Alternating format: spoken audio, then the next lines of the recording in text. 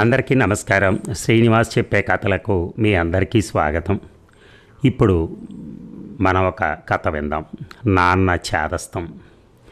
మరి రచయిత ఎవరో తెలియదు మనకి, ఇది ఒక సేకరణ మాత్రమే, కానీ ఒక మంచి మెసేజ్ ఇచ్చే కథ.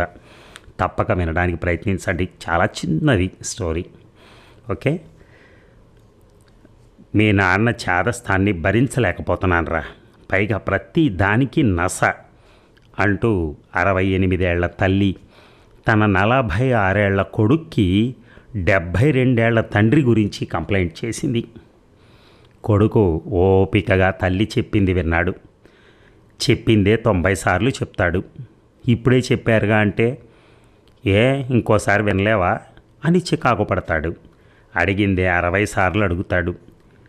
ఇందాక ఇచ్చానుగా అంటే ఇంకోసారి ఇవ్వలేవా అని చిరాకు పడతాడు. అమ్మా, కొడుకు అన్నాడనమాట. ఇవన్నీ కొడుకు చెప్పుకుందామే. అప్పుడు కొడుకు అన్నాడు, అమ్మా, పెళ్లి చేసుకున్న కొత్తలో నాన్న మీద నీకేమైనా కంప్లైంట్స్ ఉండేవా? లేదురా, ఆయన బంగారు కొండ, గతాన్ని తలుచుకుంటూ అంది. పోనీ ఆయన 40వ ఏట కానీ నస పెట్టేవాడా ఏమన్నా? అబ్బే, అది కూడా లేదురా. పోనీ 50వ ఏట ఏమన్నా నస పెట్టారా? 60వ ఏట లేదురా, ఈ మధ్యనే 6 నెలలుగా. అమ్మా, నీకు పెళ్ళైన కొత్తలోనో షష్ఠిపూర్తి టైంలోనో నాన్న చనిపోయి ఉంటే తట్టుకునేదానివి కాదా అమ్మా? ఇప్పుడు నాన్నగారిని దేవుడు తనతో తీసుకెళ్లే సమయం వచ్చింది. ఆయన వెళ్ళిపోవటం మనకు బాధ కలిగించటానికే దేవుడు ఆ వయసులో నస పెడతాడు.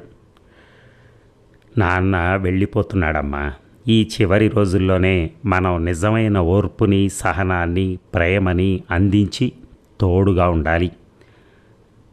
తల్లి కళ్ళ నిండా నీళ్లతో తండ్రి లాంటి కొడుకు కేసి చూసింది. కొడుకు చిన్నపిల్లాడిగా కనపడుతున్న తండ్రి కేసి చూశాడు.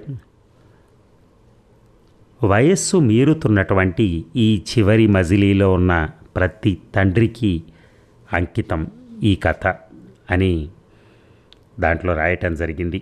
ఆ స్టోరీలో చూడండి ఎలా ఉందో స్టోరీ. భగవంతుడు అలా చేస్తాడట. అంటే ఆ బంధం విడిపోతోంది కాబట్టి ఆ బంధం మీద కొంత ఏదైతే మనకు ఆప్యాయత, ఆ వ్యామోహం ఏవైతే ఉంటాయో అవన్నీ ఆ బంధాల పట్ల, ఆ బంధాలను తెగ్గొట్టడానికి అలాంటి నస ఇస్తాడట. అది కథలో మనకు అలా చెప్పడం జరిగింది. దాన్ని బట్టి ఏమవుతుందంటే ఆయన చనిపోవటానికి ఆయన దగ్గర పడుతున్నారు. అందుకనే మీతో బంధాలను తెంచే పరిస్థితిలో ఉన్నారు అని చెప్పాను. ఎందుకంటే ఒకేసారి చనిపోతున్నారని తెలిసిందనుకోండి, అప్పుడు ఏమవుతుంది, తట్టుకోలేము మనం, కొన్ని గుండెలు బద్దలైపోతాయి.